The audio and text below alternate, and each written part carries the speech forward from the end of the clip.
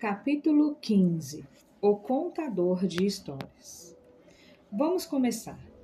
As histórias que Jesus contava cativavam a imaginação das pessoas que conversavam com ele em particular. Os 12 que andavam com ele e as multidões que vinham para ouvir suas pregações. A palavra grega parabalém significa derrubar uma coisa ao lado de outra. As parábolas de Jesus são ditados, histórias ou metáforas que ele usava para expressar a verdade por comparação. Uma saga cheia de sementes quando o assunto é ouvir. Mateus, capítulo 13, no verso 3. Jesus falou muitas coisas por parábolas, dizendo: o semeador saiu a semear. A trilha, que era próxima ao lago da Galileia e outros lugares, levou-os a passar por um lavrador que estava espalhando sementes por seu campo. Vejam, disse Jesus, um semeador plantando sementes. Como quem anuncia cada movimento, Jesus descreveu a cena, enquanto ele e seus companheiros observavam. Era uma visão familiar. Um homem com um saco de grãos andando para cima e para baixo pelo campo, semeando à mão.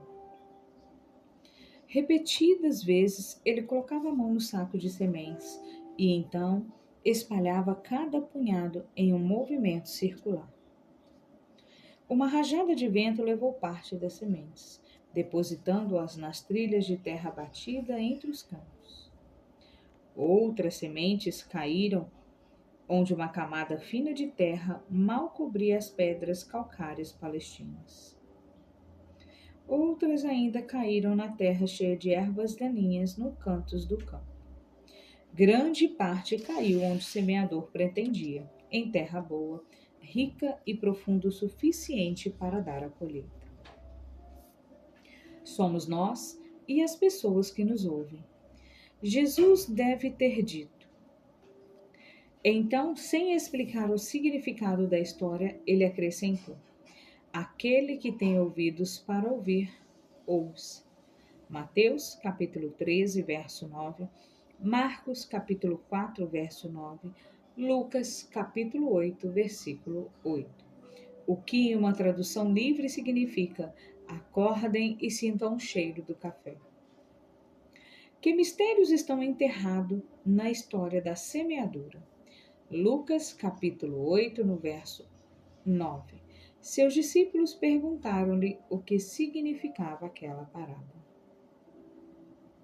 Os discípulos de Jesus, vendo os olhares confusos nos rostos da multidão e se esforçando para entender o significado da história, ficaram frustrados e perguntaram: por que falas ao povo por parábolas?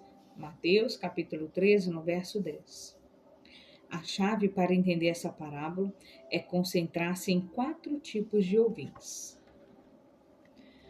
A semente é a palavra de Deus. As boas novas do reino ensinadas por Jesus. Mateus, capítulo 13, verso 19, Marcos, capítulo 4, no verso 14 e Lucas, capítulo 8, versículo 11. O caminho sólido representa pessoas que ouvem as palavras de Jesus com a mente fechada. Elas construíram em torno do coração uma zona de conforto de hábitos religiosos, ideias pré-concebidas e preconceitos. A palavra nunca entra e o inimigo acaba com as novas informações como se fosse um urubu na carniça. Os lugares pedregosos são pessoas que parecem estar com ouvidos atentos, mas por trás da fachada de abertura inicial estão preconceitos concretos, teimosia e medo. A palavra de Deus faz as raízes descerem, mas com um golpe pesado, depara-se com a resistência secreta a qualquer coisa que possa perturbar o status quo espiritual confortável de sua fé superficial. O crescimento para, a pressão vem e a fé desaparece. A terra cheia de espinhos descreve o ouvinte que é genuinamente receptivo. As palavras de Cristo criam raízes, brotam e começam a crescer. Mas a cabeça do ouvinte é perturbada por distrações, a ansiedade, o poder sedutor da riqueza e o canto quase irresistível da sereia que o chama para se envolver nas vaidades do mundo. O som cravado na garganta que se ouve é o de um tolo de coração partido, cuja vida está sendo sufocada, que tenta cantar os cânticos do reino em harmonia com a serenata dissoante do mundo. A boa terra é a mente que responde. Está disposta a aprender e deixa os ensinamentos de Cristo entrarem profundamente, criarem raízes e envolverem seu coração acolhedor, crescerem e produzirem um fruto prático e proveitoso. Não é permitida as preocupações secundárias sufocar a palavra. A palavra resistência à mudança é substituída pela disposição para aprender e pela receptividade. Os valores do reino de Deus, valores que promovem o desenvolvimento da comunidade do reino, tornam-se visíveis no estilo de vida, nas prioridades e nos relacionamentos pessoais dessa pessoa. O que outros dizem? A. W. Tozer. Senhor, ensina-me a ouvir. Há muito barulho e meus ouvidos estão cansados diante dos milhares de sons estridentes que me assaltam continuamente. Dá-me a coragem do menino Samuel quando disse: Fala, pois o teu servo está ouvindo. Que eu esteja acostumado com o som da tua voz, para que seu timbre possa ser familiar quando os sons do mundo se apagarem e o único som que restar seja a música de tua voz a falar amém. Porque Jesus falou por meio de parábolas. Mateus capítulo 13, verso 34 a 35. Jesus falou todas estas coisas à multidão por parábolas.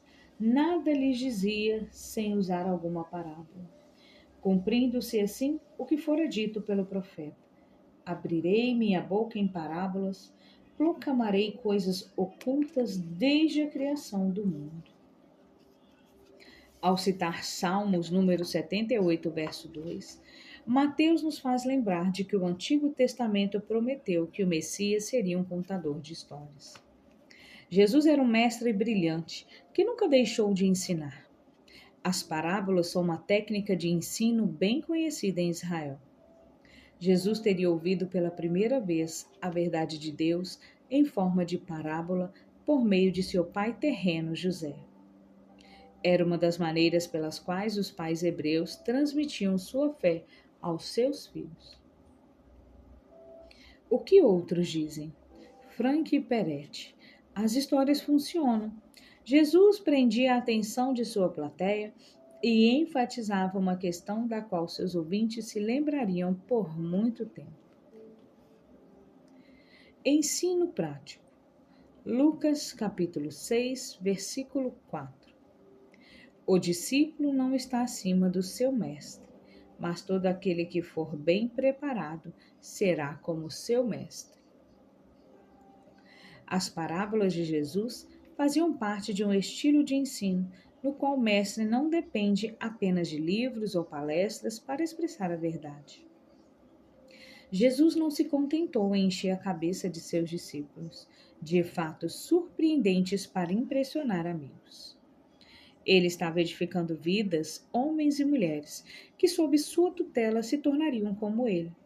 Ele queria que eles estivessem perfeitamente preparados. Para manter as experiências de aprendizado de seus discípulos próximas às realidades da vida que levavam no dia a dia, Jesus aproveitou o que estava acontecendo à sua volta, enquanto ia de cidade em cidade ou ensinava ao longo da praia. O que outros dizem? Dallas Willard. Ao mostrarmos aos outros a presença do reino nos detalhes concretos da vida que temos em comum, influenciamos a vida e o coração dos que nos ouvem, não apenas sua mente, e eles não terão de anotar nada para guardar a mensagem. Decifrando uma parábola. Aqui estão algumas coisas que podem nos ajudar a descobrir o significado das parábolas de Jesus. 1. Observe o contexto no qual a história é contada. Jesus usava parábolas para responder à pergunta de alguém ou dar alguma luz a alguma questão. Quando estiver tentando descobrir o significado de uma palavra, observe os versículos que levam a ela e os seguintes. O que desencadeou a história? Qual foi o acontecimento, a dúvida, o problema ou a necessidade que se diz que a parábola explica, responde ou discute? 2. Concentre-se no ponto principal. Parábola não é o mesmo que alegoria. Na alegoria, cada parte da história tem significado. Na parábola, alguns detalhes são simplesmente parte da história. Normalmente, a parábola defende uma ideia e somente as partes que se concentram no ponto principal são importantes. 3. Considere a cultura e os costumes da época. É importante saber algo sobre a cultura e os costumes da época de Jesus. Por exemplo, para nos identificarmos com o pânico da mulher na parábola de Jesus sobre a moeda perdida, precisamos saber que as 10 moedas provavelmente eram seu dote, o que muitas judias penduravam no pescoço e usavam como um colar. A moeda desaparecida provavelmente era uma relíquia da família mais estimada por seu valor sentimental do que valor real. O que outros dizem? Matthew F. Unger. A mente deleita-se naturalmente com essa maneira de ensinar, apelando não somente ao entendimento, mas aos sentimentos, à imaginação e, em suma, ao homem como um todo. E todas as coisas eram, assim aprendidas com prazer, são aquelas das quais nos lembram por mais tempo. As parábolas de Jesus nos 4 evangelhos. Dependendo de como cada um define uma parábola, vários estudiosos dizem que Jesus contou de 27 a 50 parábolas. A diferença é que alguns incluem metáforas, uma linguagem figurada de Jesus entre as palavras, enquanto outros definem uma parábola no sentido mais estrito como um conto. Usando a definição da história, o número chega a aproximadamente 30. As parábolas de Jesus enquadram-se pelo menos em 6 categorias. 1. Parábolas do reino presente. 2. Parábolas do reino futuro. 3. Parábolas sobre recursos, prioridades e bens materiais. 4. Parábolas sobre graça e perdão. 5. Parábolas sobre oração. 6. Parábolas sobre várias questões espirituais. Resumo do capítulo. Uma parte importante no ensinamento de Jesus era contar histórias especiais baseadas em coisas em que seus ouvintes conheciam, definir prioridades, corrigir ideias erradas, desenvolver atitudes e ensinar conceitos necessários para a vida na comunidade do reino. Mateus capítulo 13, no verso 3. Por meio da parábola do semeador, das sementes e do crescimento das sementes, Jesus ensinou várias maneiras de ouvir a verdade e responder a ela. As parábolas de Jesus, com todo o seu ensinamento, tinham por objetivo ajudar os discípulos a manter uma relação sólida do que entendiam sobre a verdade com a realidade da vida e a transmitirem a semelhança com o Mestre. Suas histórias eram elaboradas para ocultar aos incrédulos a verdade espiritual enquanto ela era revelada aos cristãos. As parábolas de Jesus tratavam de vários assuntos. O tema predominante era a vida no reino de Deus. Mateus capítulo 13. Questões para estudo. 1. Defina uma parábola. Uma parábola é um ditado, uma história ou uma metáfora que expressa a verdade por comparação. Uma história terrena tem um significado celestial. 2. Na parábola do semeador e das sementes, o que é a semente? O que os lugares pedregosos representam? A semente é a palavra de Deus e o ensino do reino de Cristo. Os lugares rochosos são ouvintes com os preconceitos, a teimosia ou medo que impedem a palavra de criar raízes na vida deles. 3. De acordo com Lucas, capítulo 6, verso 40, qual era o objetivo de Jesus em seu ensinamento? O objetivo dos ensinamentos de Jesus era ajudar seus discípulos a serem como o mestre deles. 4. Quais são as 3 coisas úteis que devemos nos lembrar quando estamos interpretando as parábolas de Jesus? Ao interpretar as parábolas de Jesus, observe o contexto, concentre-se no ponto principal, considere a cultura e os costumes da época de Jesus. 5. Em se tratando de como você ouve Deus nesse exato momento, você está preso ao sinal, se movendo com a música, bem estático, passando pelos canais ou mal captando o sinal. Por quê? O que precisa acontecer para você sintonizar a voz de Deus?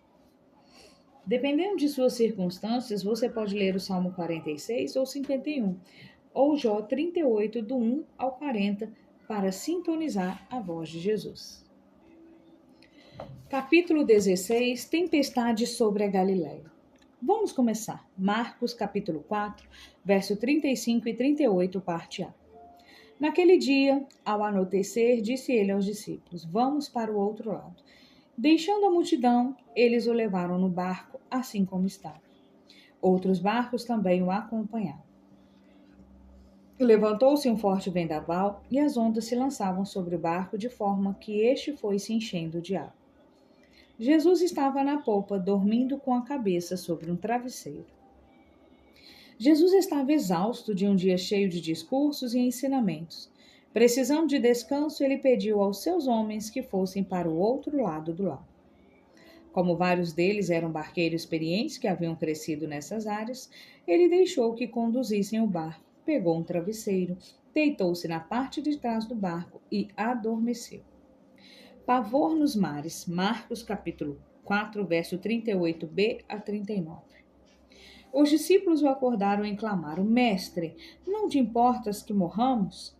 Ele se levantou, repreendeu o vento e disse ao mar: Aquiete-se, acalme-se. O vento se aquietou e fez-se completa bonança. Relampejava, trovejava, chovia, o vento soprava com força, ondas atiravam a pequena embarcação de um lado para o outro. Jesus dormia. Você não se importa que nos afoguemos? Os homens que estavam com Jesus não estavam de todo enganados. Afogar-se era uma possibilidade real. Estavam com medo de se afogar. E estavam com medo de Jesus se afogar com todos os sonhos que seus ensinamentos os levavam a ter. Eles talvez também estivessem perguntando: Você não se importa que o reino de Deus afunde?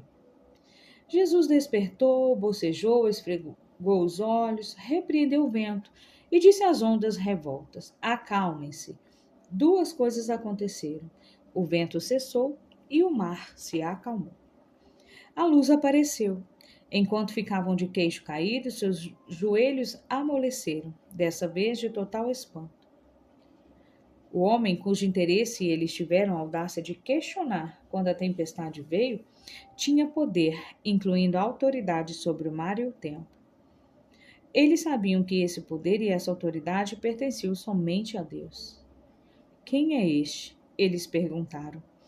Eles sabiam, e agora entendiam com clareza porque ouvir as palavras de Jesus era a única coisa que fazia sentido. O que outros dizem? Robert L. Thomas e Stanley L. Grander. Aqui está um milagre duplo. O vento cessou e as águas se acalmaram de imediato. Normalmente, as águas continuam agitadas depois que o vento parava, mas não desta vez. Acalmando tormentos mentais. Lucas, capítulo 8, versículo 28. Quando o endemoniado viu Jesus, gritou, prostou-se aos seus pés e disse em alta voz: Que queres comigo, Jesus, filho do Deus Altíssimo? Rogo-te que não me atormentes. O barco aportou em uma área escarpada cheia de pedras calcárias que dava vista para o lago perto de Gadara. A encosta do penhasco parecia uma colmeia cheia de cavernas usadas para sepultar os mortos. No planalto coberto de grama acima dos sepulcros estavam pastando uma manada de cerca de 2.000 porcos, observada por pastores que cuidavam deles. Enquanto Jesus e seus seguidores paravam o barco na costa, o homem visivelmente louco saiu dos sepulcros, gritando e fazendo gestos para que os intrusos o deixassem em paz. Ele e seu companheiro, igualmente atormentado, Mateus capítulo 8, verso 28 diz que eram 2, desceram correndo à encosta do penhasco rochoso em direção ao barco. Ambos estavam nus e totalmente sujos.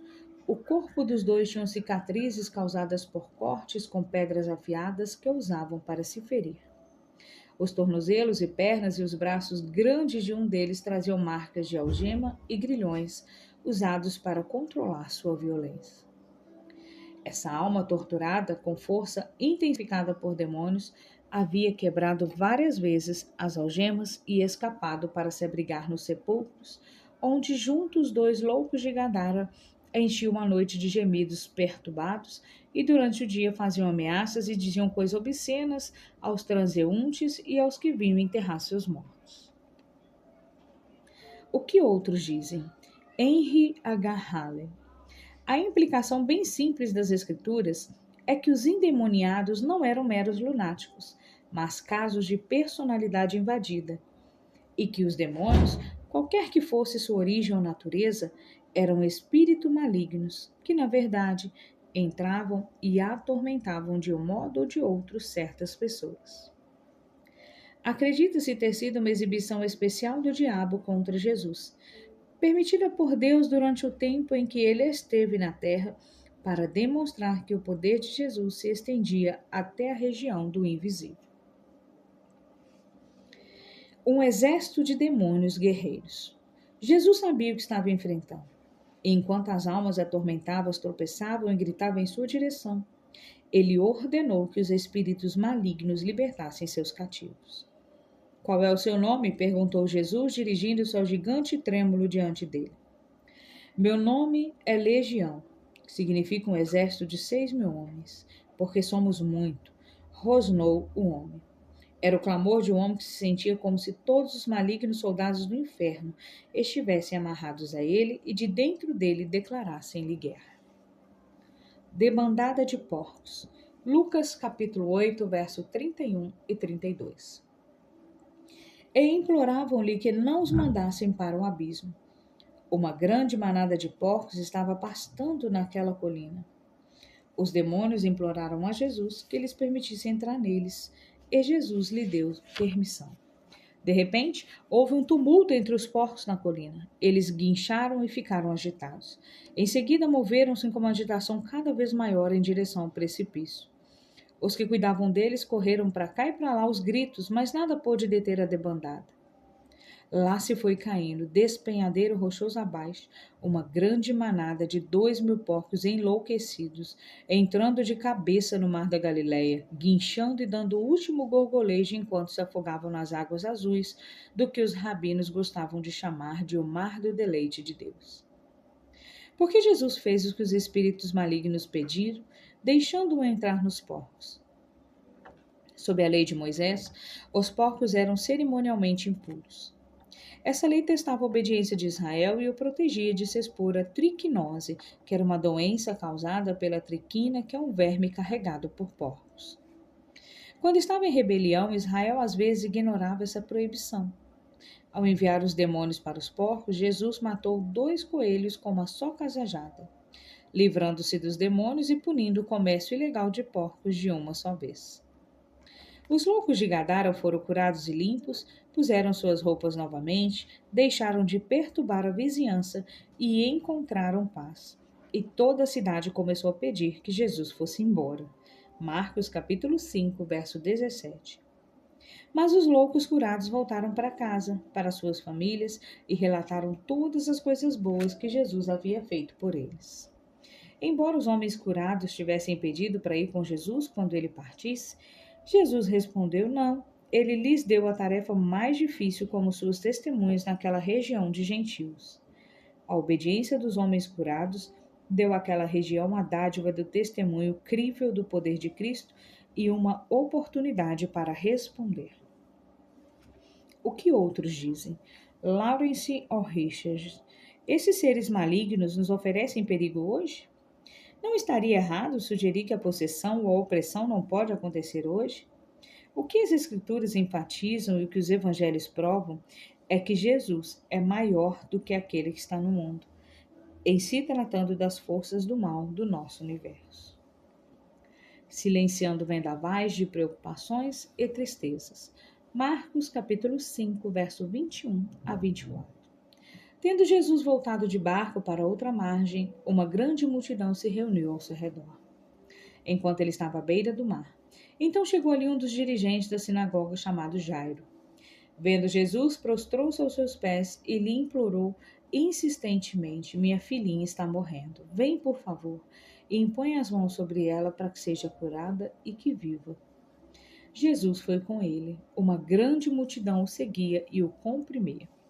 As sinagogas da Galiléia escancaram as portas para Jesus no início de seu ministério, mas quando a oposição dos líderes se intensificou, elas rapidamente começam a se fechar para ele.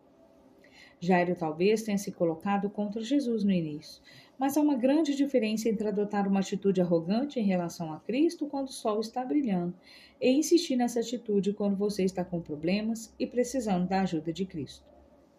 O orgulho não vale muito quando seu filho está morrendo. Por isso, quando o barco de Jesus atracou em Cafarnaum, Jairo estava à espera na praia. Como líder da sinagoga, Jairo organizava e dirigia cerimônias do sábado. Segundo a lei rabínica, esperava-se que ele fosse um homem de caráter moral elevado, modesto, temente a Deus, sincero, não avarento, hospitaleiro e não dado a apostas. Em alguma sinagoga, o líder era a única autoridade, mas ele arriscou tudo pela sua família. Bem ali, diante de Deus e de todos, o importante líder suplicou ao controverso Nazareno que fosse à sua casa e salvasse da morte a sua filha de 12 anos. Fazendo um fluxo de sangue cessar. Lucas capítulo 8, do verso 42 a 44. Estando Jesus a caminho, a multidão o comprimia. E estava ali certa mulher que havia 12 anos vinha sofrendo de hemorragia e gastara tudo o que tinha com os médicos, mas ninguém pudera curá-la. Ela chegou por trás dele, tocou na borda do seu manto e imediatamente cessou sua hemorragia. A caminho da casa de Jairo, a multidão o comprimia, exigindo atenção. Sempre havia alguém empurrando Jesus, tocando-o. De repente, Jesus se virou para encarar a multidão que parecia um enxame. Quem tocou em mim? Ele perguntou. Os discípulos acharam a pergunta absurda. Quem tocou em você? Eles repetiram, incrédulos. Quem não tocou você? Apesar dos sarcasmos dele, Jesus soube que havia sentido algo fora do comum. No empurra-empurra da multidão, alguém o tocou com fé. Enquanto ele examinava os rostos, uma mulher assustada saiu do meio da multidão e revelou sua história dolorosa e constrangedora. Fazia 12 anos que ela não parava de sangrar. A lei do Antigo Testamento declara que uma mulher com fluxo menstrual crônico e as pessoas que ela tocava eram cerimonialmente impuras. Ela só poderia participar da adoração ou da vida comunitária quando a hemorragia parasse. O Talmud judaico havia prescrito 11 métodos de cura diferentes para o seu problema. Várias se resumiam a tolices supersticiosas. Sem dúvida, ela tentou todas. Em um último ato de desespero, a mulher doente e solitária arriscou uma condenação pública, abriu caminho pela multidão e se aproximou o suficiente para estender a mão e tocar na borda do manto de Jesus. Os judeus devotos usavam o manto externo com 4 extremidades com uma borda em cada detalhe. A mulher estendeu a mão para tocar nas borlas. Tão logo ela o tocou, sua hemorragia cessou. Ela pôde sentir. Filha, a sua fé te curou. Vá em paz. Jesus disse. Má notícia, a menina está morta. Marcos, capítulo 5, verso 35. Enquanto Jesus ainda estava falando, chegaram algumas pessoas da casa de Jairo, o dirigente da sinagoga. Sua filha morreu, disseram eles. Não precisa mais incomodar o mestre. Assim que ouviu as palavras do homem, Jesus disse: Não tenha medo, tão somente creia. Levando consigo Pedro, Tiago e João como testemunhas, Jesus seguiu Jairo pelo resto do caminho até a casa dele. Sem dúvida, o funeral já havia começado.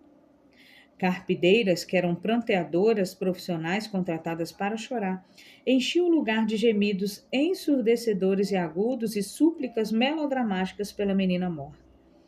Outros tocavam canções tristes em flauta. A casa era um pandemônio de tragédia e tristeza.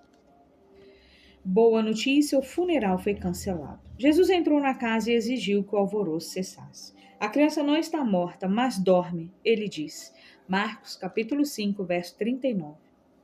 O pronto organizado desfez-se em ataques confusos de risos céticos. Para fora, todos vocês, ele ordenou.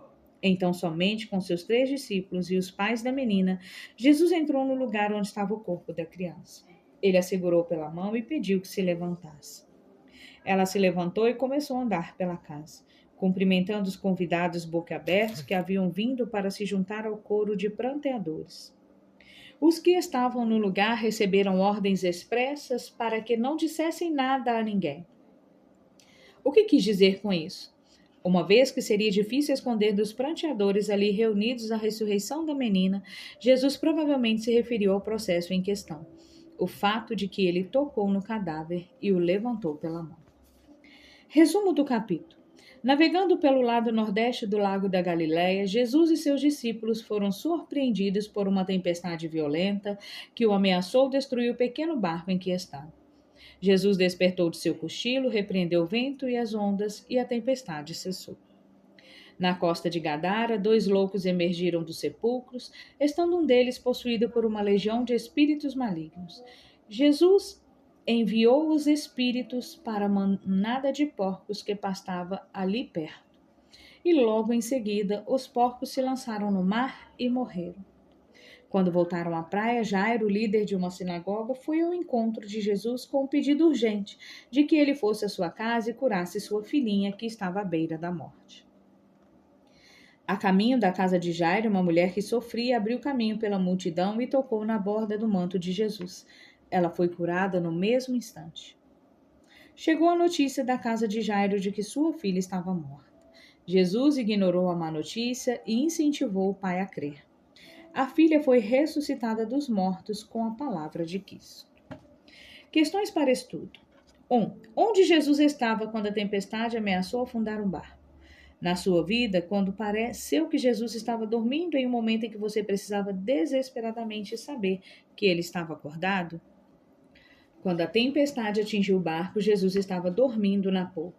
Provações ou perdas podem fazer com que sintamos que Jesus não se importa conosco, embora estejamos errados quando acreditamos nisso. 2.